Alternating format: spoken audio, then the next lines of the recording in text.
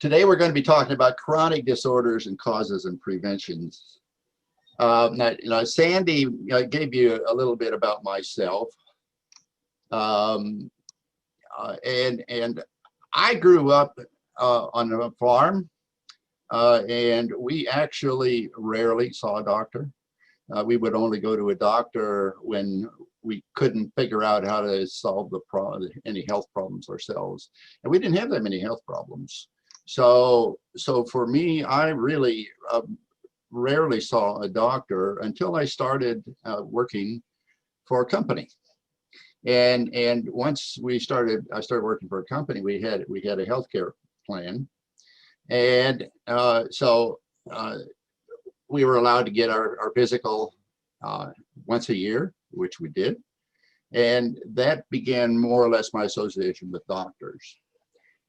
This guy is a 94-year-old world masters rowing champion. I thought his point of view was very good. It says we've confused illness with the process of aging, which can be thoroughly healthy. Illness is not a necessary part of aging, and that's pertinent because chronic illness is usually associated with aging. Chronic disorders with aging. You go to a doctor with a chronic disorder and he says, well, that's just part of aging. Well, it's not. I contend that it's not part of aging. It doesn't have to be that way. So Sandy said, well, I'm a chemical engineer. And one of the things that the chemical engineer, the advantages of a chemical engineer is that we're not intimidated by chemical reactions. We understand what's going on with a chemical reaction. And we're trained in fluid processing and things like osmosis, where you actually have gas transfer across a barrier, across film. Things that the things that we learn in chemical engineering are things that helps me understand what's going on with the body. And so I find myself in kind of a interesting position because of my background. I felt I could understand the body a little bit better. Now, 25 years ago, when I had one of those physicals, the doctor says, well, your cholesterol's a little high and you really need to get started on drugs. And I'm not really a drug person. I would prefer not to be on drugs. But one of the things I knew that the drug he was suggesting damaged the liver, and I know the liver is very important to the body.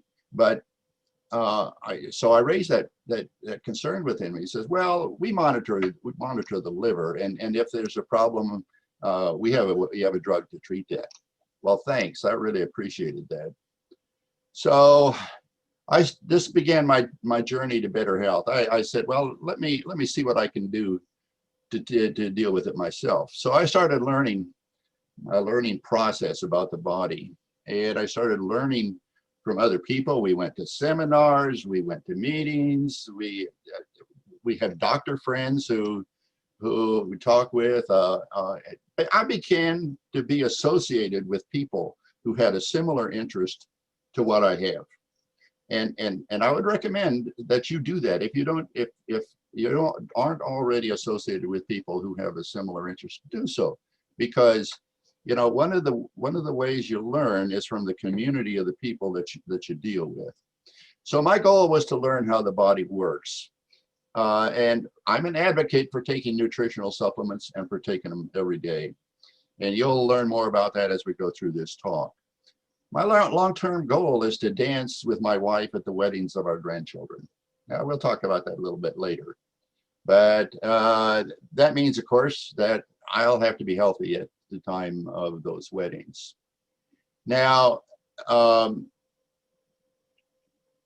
there's a basic premise that we're going to function on.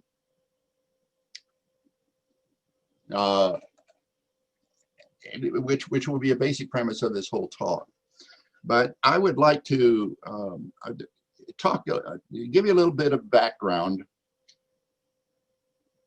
When I studied the body, what I learned is that we've learned an awful lot about the body, but there's a whole lot more that we don't know about the body. And so when you're in a management situation and you're trying to manage something, you take both those things into account. You manage what you know about, but you also manage on what you don't know about. Now that's, let me give you an example. My conclusion on the basis of that is that we should give the body what we know is good for the body, and we should withhold from the body what we know is bad for the body, and we should protect the body from exposure to things that we know are bad about the body. So one of the conclusions is that the body is designed to heal itself, to repair itself, and to renew itself for its entire life. Now let me make 2 points on that. The body is designed to heal itself. Okay, I maintain God created the body to heal itself, but we have some responsibility. We have the responsibility of maintenance. Just like when you buy a new car, you have to be responsible for maintaining that car. Well, unfortunately, our body doesn't have a maintenance manual that comes with it. So part of what we're going through is a learning process through life as to what we have to do to maintain our body. But I also want to point out that it's for the entire life. The body is designed to heal itself for its entire life. Now, just to put an exclamation point on that, doctors are willing to do surgery on 90-year-old people. Why is that? Because doctors understand that the 90-year-old, the body of the 90-year-old will heal from the surgery, the damage done by the surgery. So the body is constantly healing itself. So, so let's get into chronic disorders. What are chronic disorders? Well, they're health problems for which doctors have no known cure. And, you know, it's got names: diabetes, rheumatoid arthritis, lupus, psoriasis, many others, many others. Why do doctors have no cure? Well, because doctors treat symptoms, not causes. You see, doctors actually rely and depend on the body's ability to heal itself. And when it doesn't, they claim there's no cure. Well, so I come from a different point of view. What are chronic disorders? Well, chronic disorders are health problems that arise when the body fails to heal itself. Okay, it's as simple as that. Now, I don't have the names. I don't name these things, but we, as an engineer or a problem solver, if you want to solve a problem, you always ask, what are the causes? Why does the body fail to heal itself?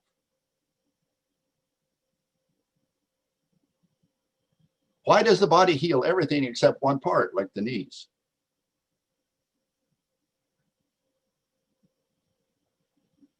Let me give you a clue. It's not a drug deficiency. So one of the things that I learned from Clinton Howard was a thing called squaring the curve. Now,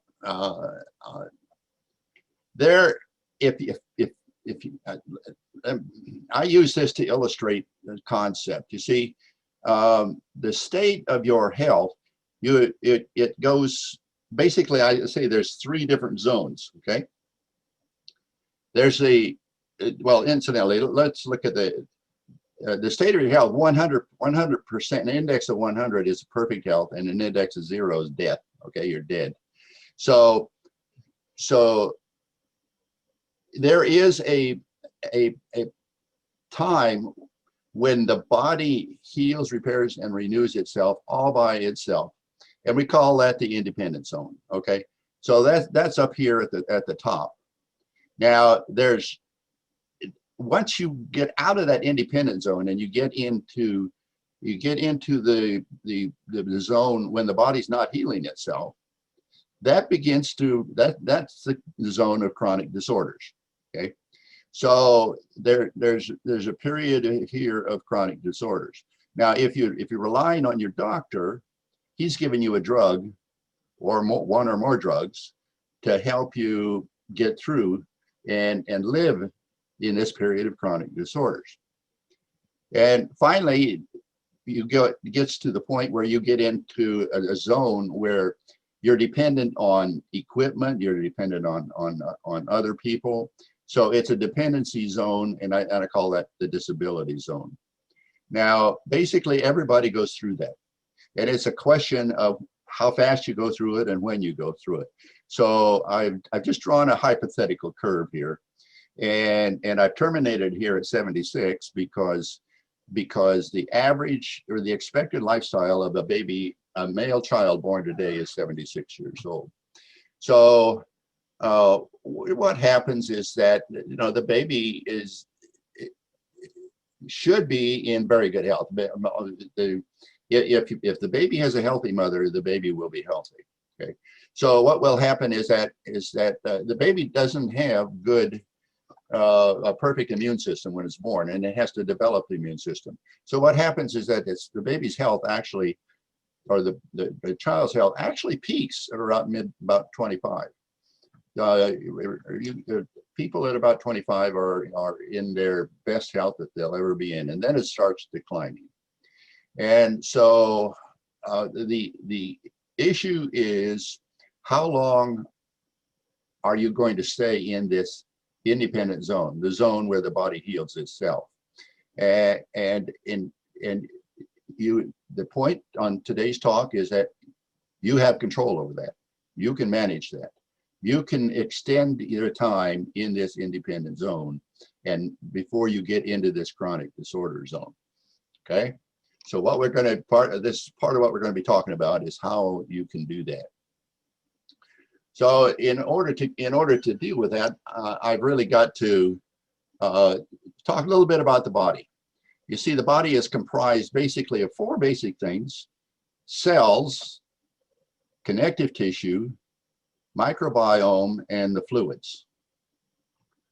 Now,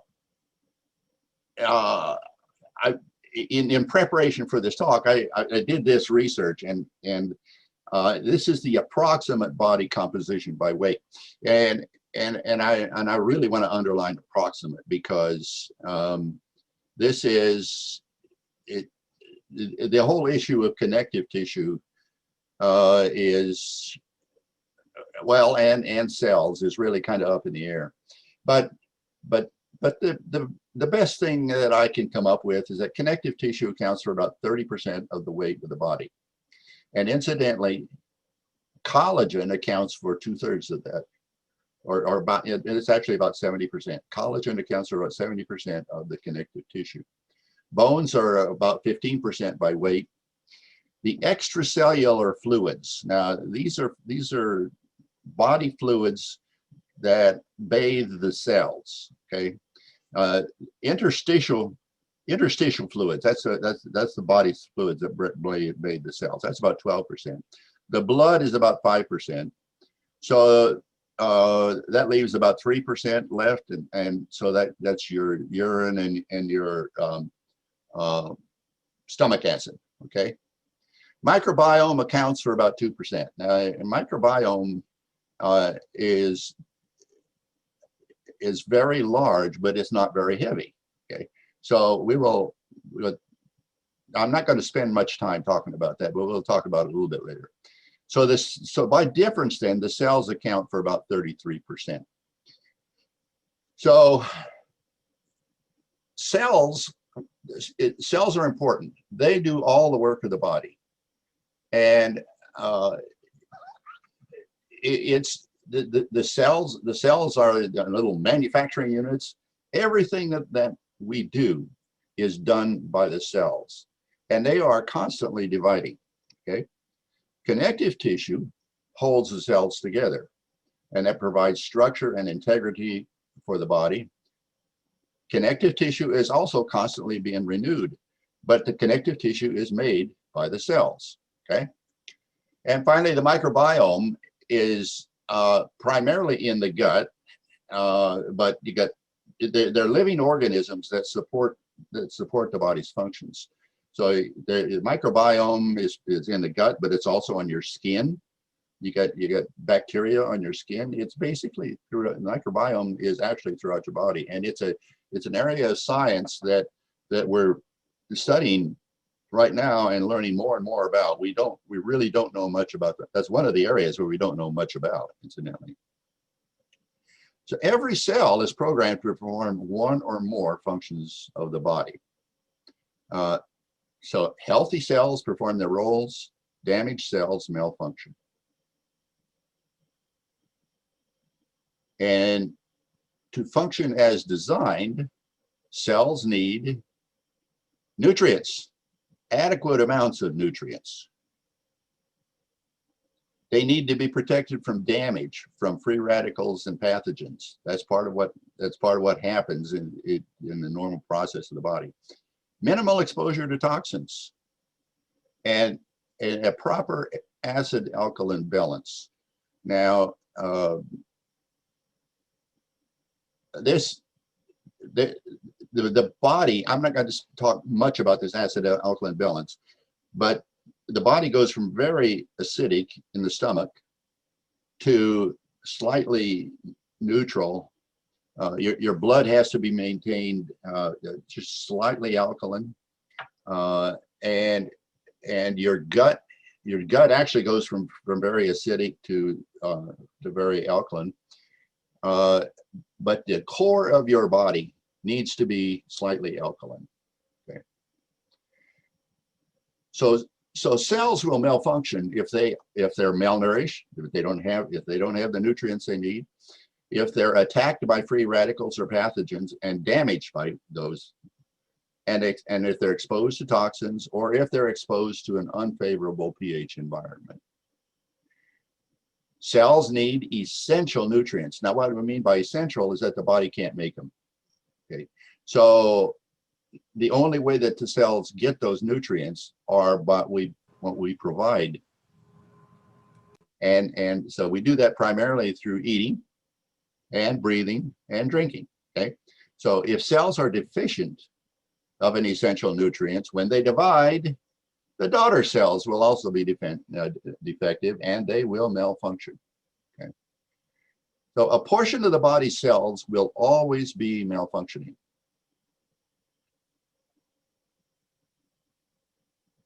Malnourished cells will malfunction, damaged cells will malfunction, and too many malfunctioning cells can lead to symptoms. In fact, sickness arises from too many malfunctioning cells. So this is part of my, as I've studied the body, I say, what causes sickness?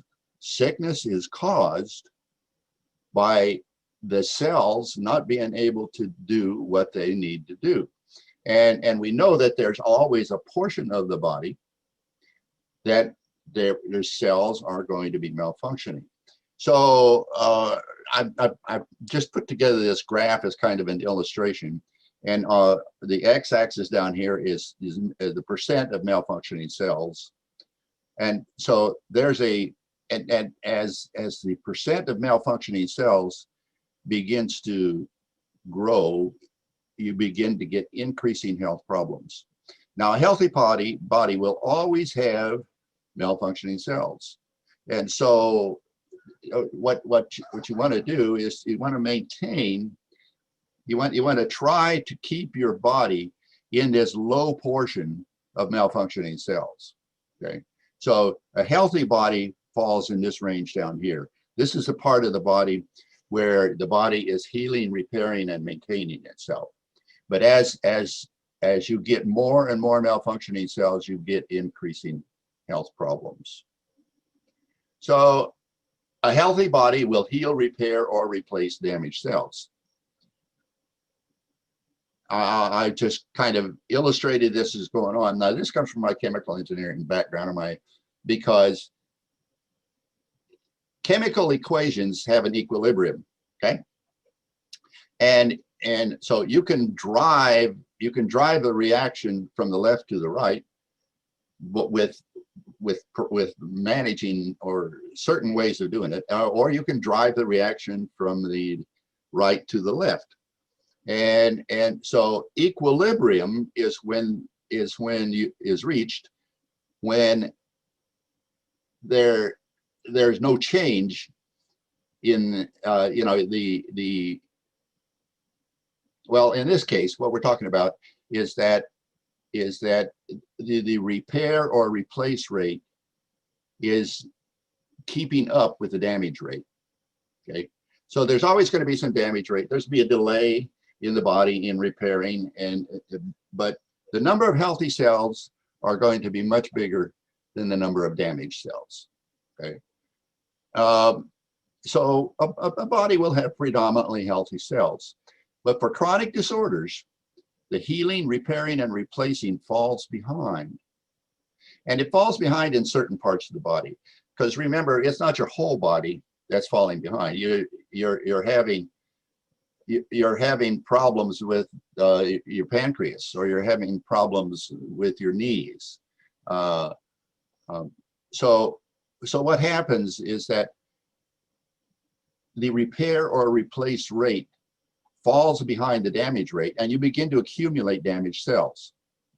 And as those damaged cells accumulate, if it happens in your pancreas, for example, you may get diabetes because your pancreas can't produce the insulin fast enough to deal with the sugar load in your bloodstream. If you have arthritis in your knees, it may be because the damage caused to your knees, it happens faster than the body can repair or replace that damage. Okay, so to prevent chronic disorders, you'll want to help the body keep up with the damage rate to the cells. Well, how do you do that? Well, remember, this is a two-way street. You've got a rate of damage, and you've got a rate of repair and replacement. And just like a chemical reaction, you can control the rate that happens.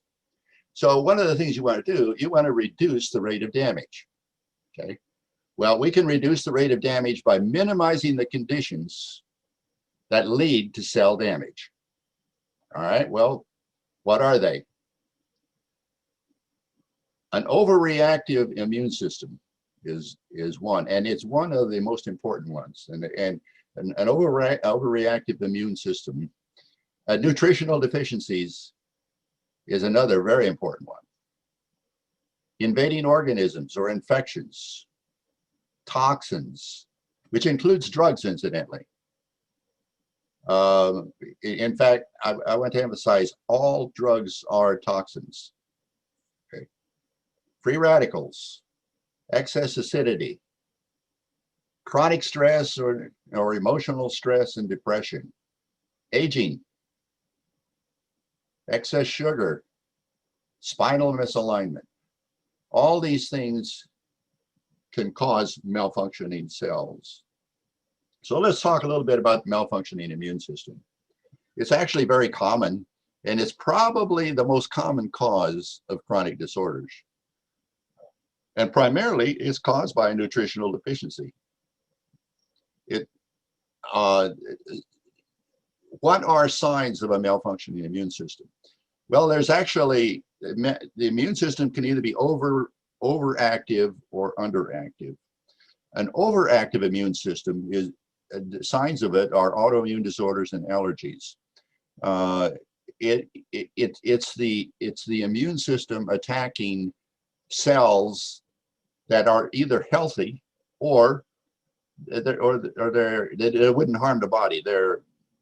There's nothing to worry about. Okay, so autoimmune disorders are the system attacking healthy cells, and allergies are the immune system attacking invading cells that really are harmless. They wouldn't harm the body. Okay. Now, an underactive immune system is one that ignores damaged cells. Okay. So signs of an underactive immune system are frequent and prolonged infections. So if the body is infected with a pathogen and it's slow to react, that's an underactive immune system. So maybe you get frequent infections and they last longer than they should last. A second one is cancer. You know, we all have cancer cells. They're, in fact, the most common number I've heard is that everybody has about 90,000 cancer cells at any one time in their body. And in the role of the immune system should identify that cancer cell and destroy it before it is allowed to grow. Okay. So if the immune system does not identify that cancer cell and destroy it, then the cancer cell begins to get larger and multiplies, and suddenly you got a mass and it becomes too large for the immune system to handle. Okay. So let's move on to nutritional deficiencies. Nutritional deficiencies are very common, and the causes are food choices. That is, so much of what we eat. A common term is the SAD, the standard American diet, and we eat a lot of packaged foods.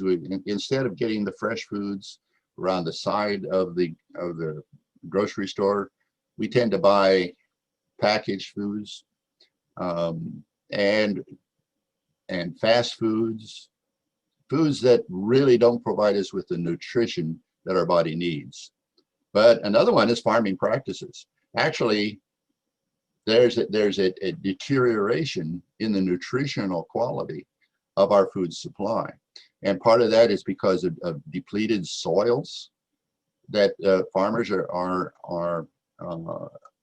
they're over farming, and they're depleting the nutrient content of the soils, and as a result, the foods don't have the nutrients that they need to. Another is that they're growing food so fast, they're getting paid for quantity and not quality. And so they grow foods fast, and as a result of that, the foods are low in good nutritional content. The second one is green harvesting. Now, green harvesting is picking fruits and vegetables green before they really ripen. And the reason for doing that is so that they can be shipped long distances without their deteriorating.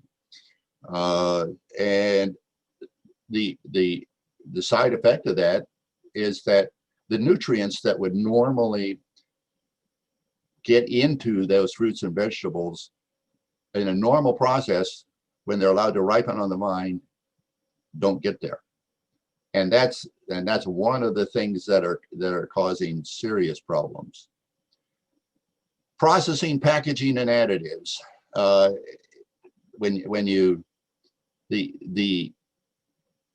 The way that we tend to package and process foods deteriorates or depletes nutrient content of the foods. Okay, and additives, food additives aren't food. Okay, they might be something that make it look better. It might be something that make it taste better, but it's not food, and your body doesn't recognize it as food. Okay, and finally, drugs.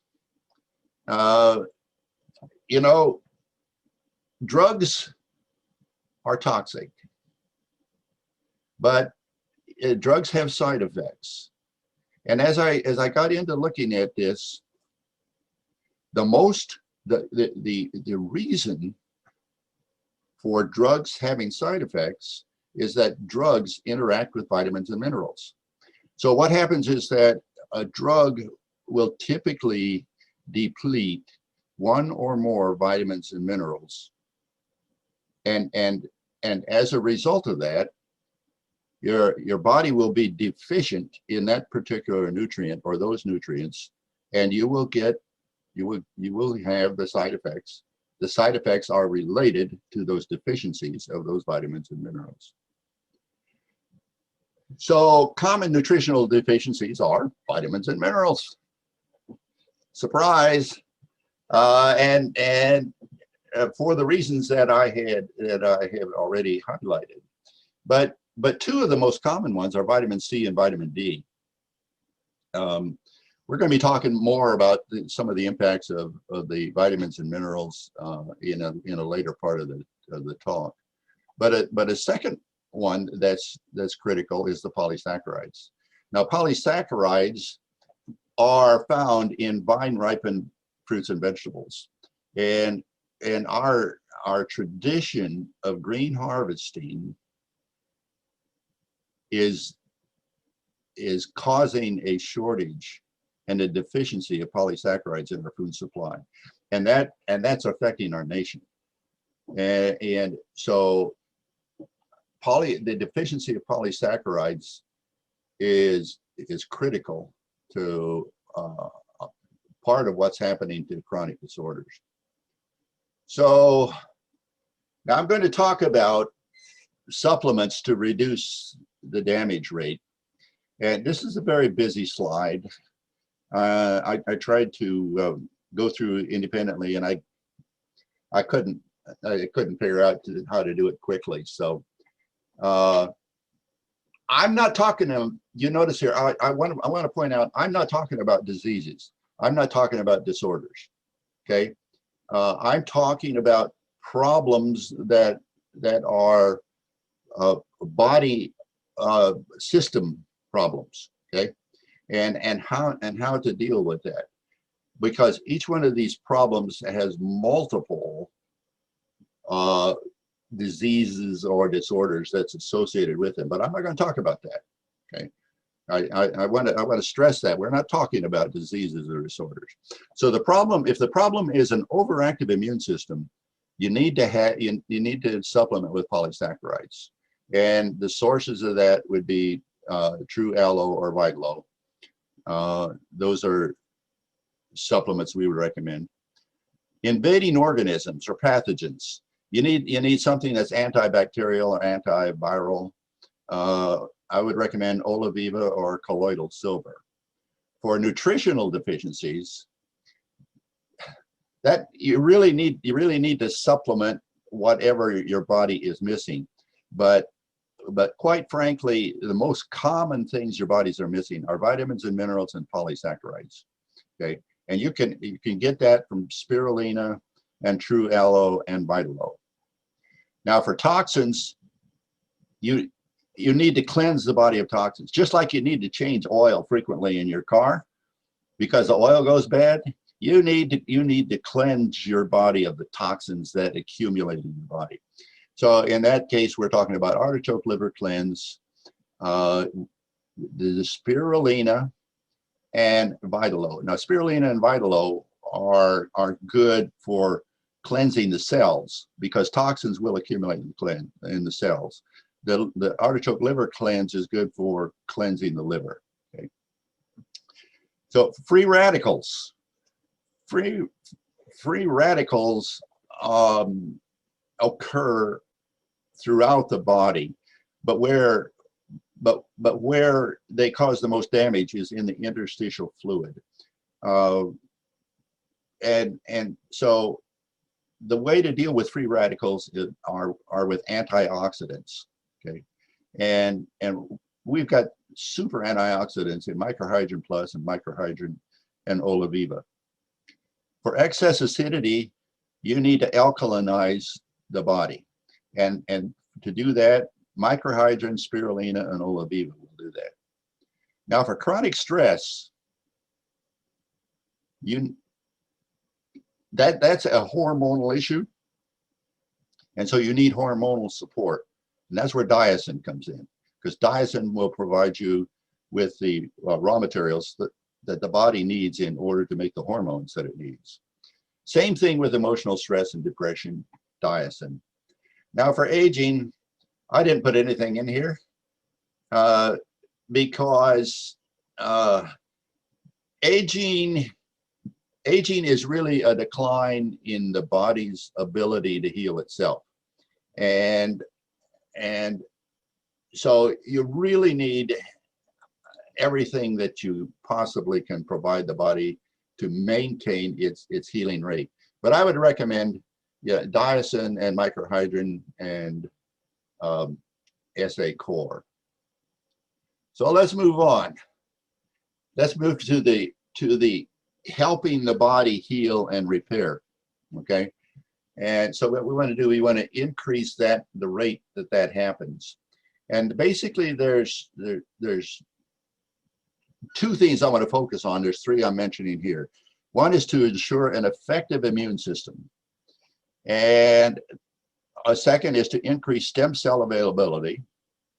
And I guess I'll just talk about that right here because because the body uses stem cells to repair damaged tissue. And part of what happens as we age is that our stem cell production declines. And so if there's a way that we can somehow support and manage and improve the stem cell availability, that helps with the increasing the repair and replace rate. And finally, support metabolic enzymes. Now, this is an area that science doesn't know much about, and it's not really talked about much in nutrition. But I'm gonna spend some time talking with you about it. So, how does the body repair and replace damaged cells and tissue? Well, the immune system identifies damaged cells and tissue. If your immune system is functioning properly, it will identify those damaged cells and tissue, and it's going to marshal the resources to repair and replace that. And then when it's done, it will terminate the process. And all three of those things are important. But that's what that's all I'm going to talk about for the immune system right now. I want to talk about metabolic enzymes. Metabolic enzymes carry out all of the body's chemical reactions. Now, if you can imagine, there are thousands of chemical reactions going on all the time, and as a chemical engineer, one of the things that we try to do is to control chemical reactions and drive them in the way that we want. And part of what happens when you're doing the chemical reaction is that you get multiple products.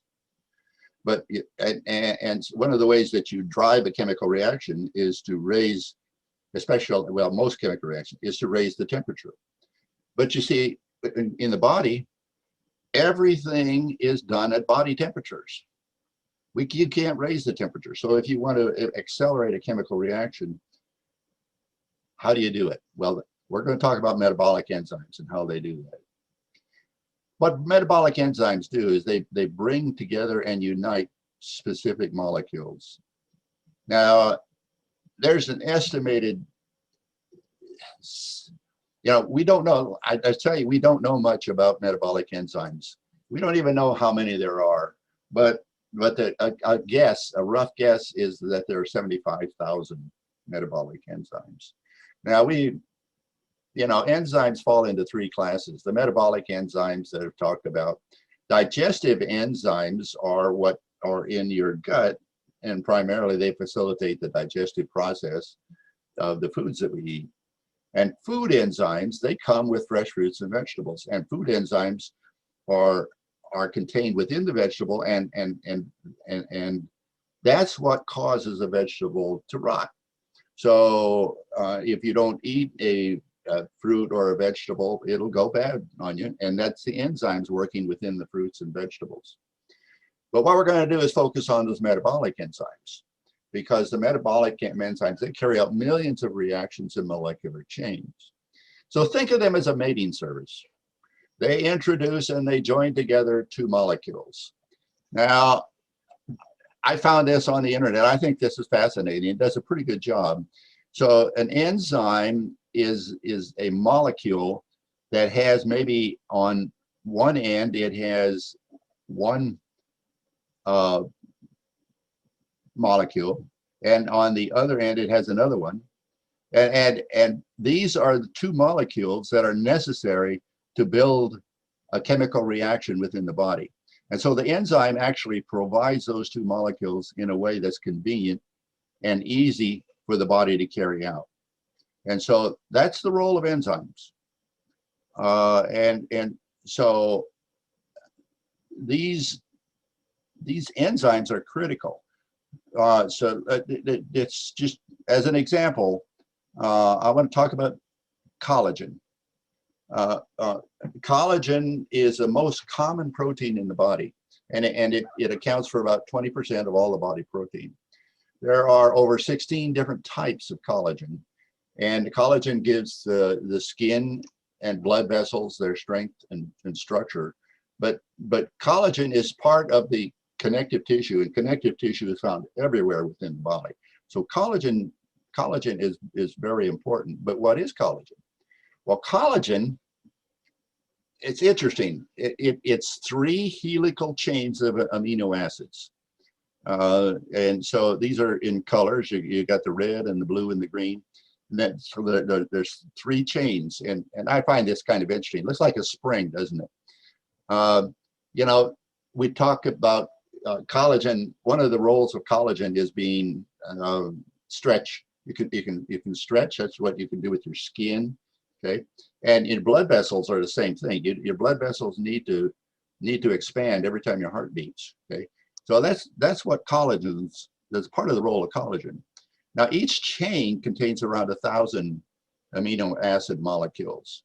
1,000 amino acid molecules hooked together in a proper sequence, and the coupling of each one of these amino acids is a chemical change, and is probably carried out by a metabolic enzyme.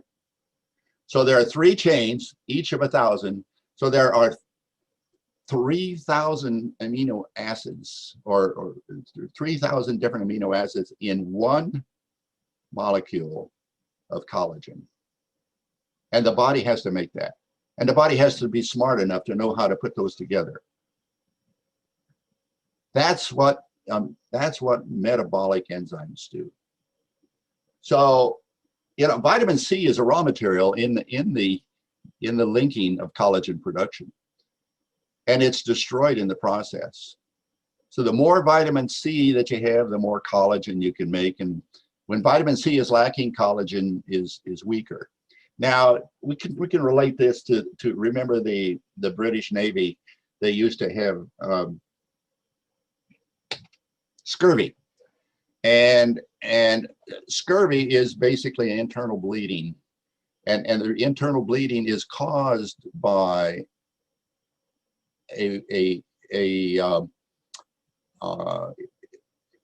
poor integrity of the blood vessels, and the poor integrity of the blood vessels is caused by a deficiency of vitamin C.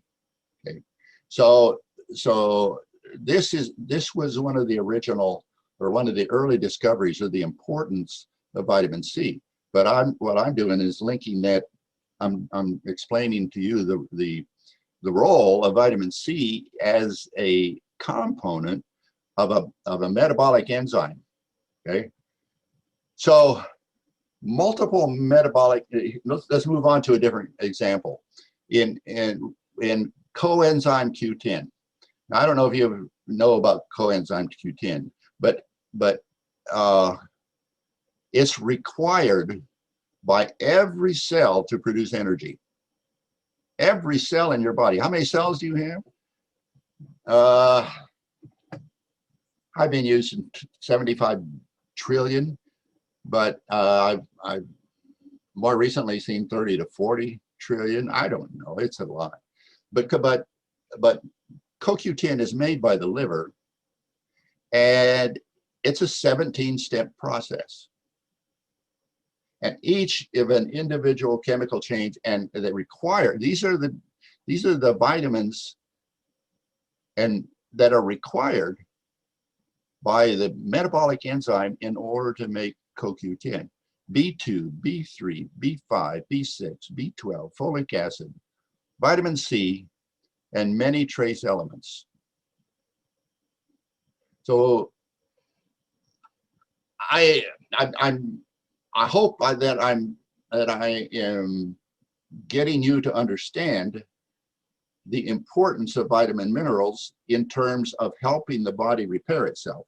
Okay, so but what I've done, I've pulled together some data about vitamins and minerals and their role in the body.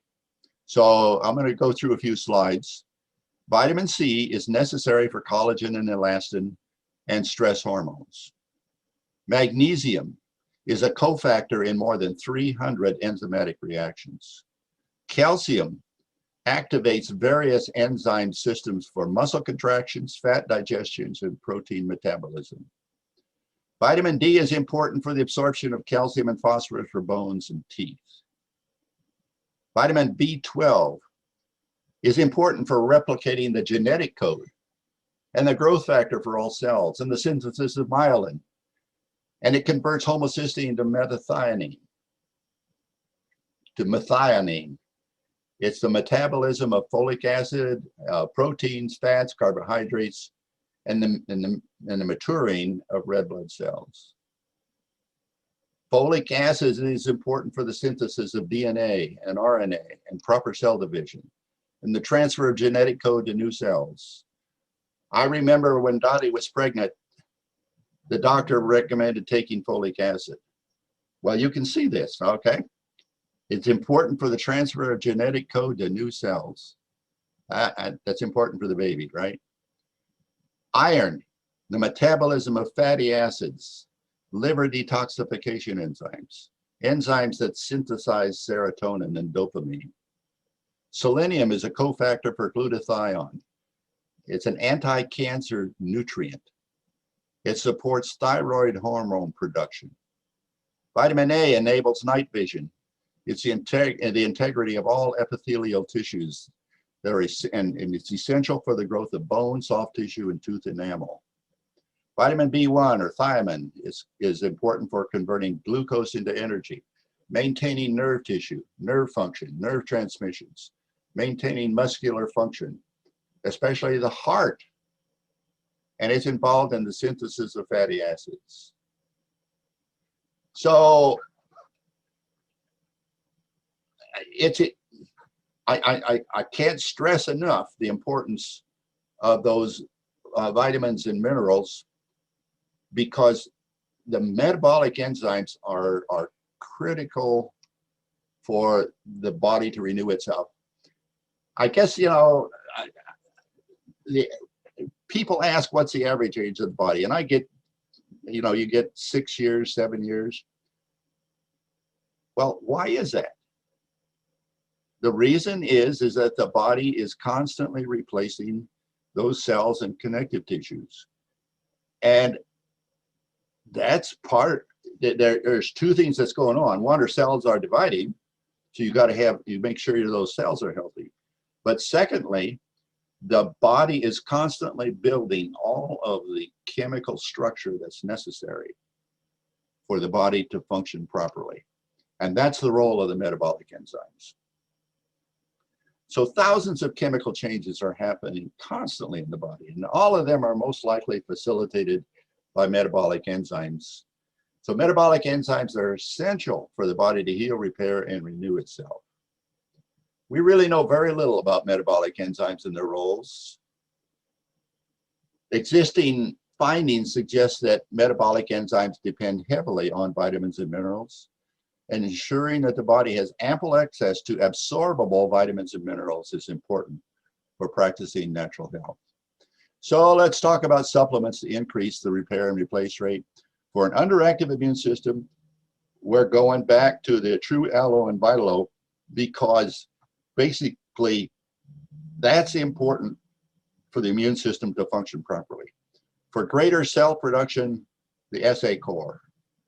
For metabolic enzyme activity, a good vitamin and mineral supplement, and spirulina is a good one. Okay. So now, you know,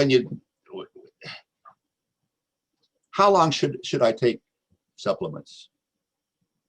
Well, you know, that's a commitment question. How long do you want to stay independent? Because what we want to do If you want to stay out of this chronic disorders, you need to stay in this zone where the body heals itself, the independent zone. And I've talked to you about how to do that, but you need to take supplements in order to do that. And as the body gets older, its ability to repair and replace slows down. The damage rate doesn't slow down. The damage rate continues to be uninhibited unless you do something to do that, unless you do something to inhibit it. But the repair and replace rate slows down. So it's important to reduce the damage rate, and you need to support the repair and replace rate is even more important. So as we get older, the damage rate maintains the same, but the repair and replace rate slows down. So the natural ability, the natural condition of the body is that damaged cells are going to grow, and as a result of that, we're going to have illnesses. Okay, but we can control those illnesses. Now,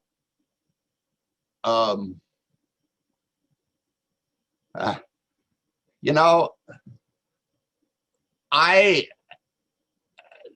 so many people as they age, they get chronic disorders. But my goal is to not get it. I'm 80 and I don't have any chronic disorders. My wife is 4 years younger and she doesn't have any chronic disorders. I have kind of an idol who's on the call today. She's 93, almost 94. She has no chronic disorders. She takes no drugs. She's a violinist. She practices her violin hours a day, and she does gigs. She goes around and talks to people, and she lives in independent living. She drives her own car. She gets around. Martha waves so people can see you. That's our 93-year-old friend, almost 94. And I want to be like Martha when I grow old. In fact, so here's part of the deal. If you want to maintain your healthy body, you're going to have to make a decision, because you're going to have to take nutritional supplements. You can't get by with exercise. That won't do it. Non-smoking won't do it. You have to provide your body with what it needs. And that means you're going to have to spend some money. Now, part of the problem that people run into is that they're worried that they're going to outlive their money. And so what they do is they choose not to take nutritional supplements because they want to prolong their money as long as they possibly can. But to me, that's a bad decision, because what's going to deplete your money faster than anything else is a health problem. And what's going to restrict your independence more than anything else is a chronic health problem. In my mind, I can't invest my money any more intelligently than keeping my body healthy by taking nutritional supplements. So I want to dance with my wife at the weddings of our grandchildren. And that's why we do what we do.